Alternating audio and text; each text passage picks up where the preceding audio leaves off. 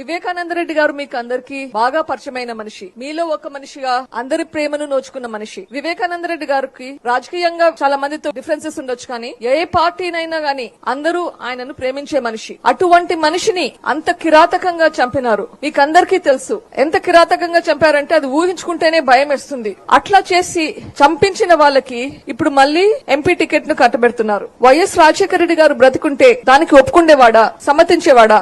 YS Rajasekhara రెడ్డికి తమ్ముడైన వివేకానంద రెడ్డిని హత్య చేశారు, దారుణంగా హత్య చేశారు. ఇప్పుడు వైఎస్ రాజశేఖర రెడ్డి గారి కూతుర్ని పక్కన పెడుతున్నారు. ఇవి వైఎస్ రాజశేఖర రెడ్డి గారు ఒప్పుకుండేవారా? ఈ రోజు ఈ ఘోరం నాకు జరిగింది, రేపు ఇటువంటివి మీకు జరగవని ఏమైనా గ్యారంటీ ఉందా? కడపలో ఫ్యాక్షన్లు ఉండకూడదు అని శ్రాయశక్తులా ప్రయత్నించారు వివేకానంద రెడ్డి గారు, రాజశేఖర రెడ్డి గారు. కానీ ఇప్పుడు అది వాళ్ళ ఇంటికే వచ్చింది, వాళ్ళకే వచ్చింది. ఇంతటితో ఈ హత్య రాజకీయాలు అనేది ఆగిపోవాలి. పర్టికులర్ గా బద్వేల్ చూస్తే బద్వేల్ కు వివేకానంద రెడ్డి గారికి అనుబంధం ఉంది. ఈ ఊర్లో రోడ్లు గాని నీళ్ల ప్రాబ్లమ్స్ గాని తీర్చేదానికి దగ్గరుండి చూసుకునే వాళ్ళు. పోదిమామల్లో చెరువులేకి నీళ్లు రావడానికి కూడా ఆయన కారణం. మీకందరికీ తెలుసు. మీ మనిషికి అన్యాయం జరిగింది, మీరు ఊరుకుంటారా? మీకు సమాధానం చెప్పే అవకాశం వచ్చింది, అది మీరు ఓటు ద్వారా ఉపయోగించుకొని చేయవలసిన సమయం వచ్చింది. వివేకానంద రెడ్డి గారు షర్మిలమ్మని ఎంపీగా నిలబెట్టాలని చాలా ప్రయత్నం చేశారు. ఆ ప్రయత్నం చేయడంలోనే ఆయన ప్రాణం పోతాదని ఎప్పుడు ఊహించున్నాడు?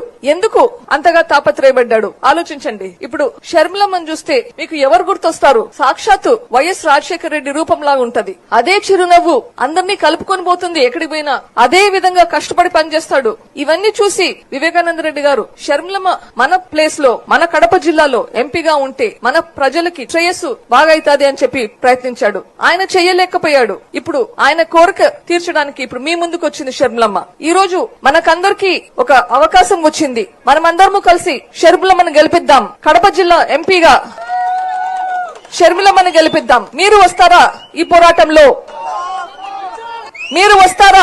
ఈ రోజు ఎంపీ ఎలక్షన్ లో షర్మిలమ్మ గారికి, ఎమ్మెల్యేకి విజయజ్యోతి గారికి ఓటు వేసి గెలిపించమని ప్రాధేయపడుతున్నాను. Thank you.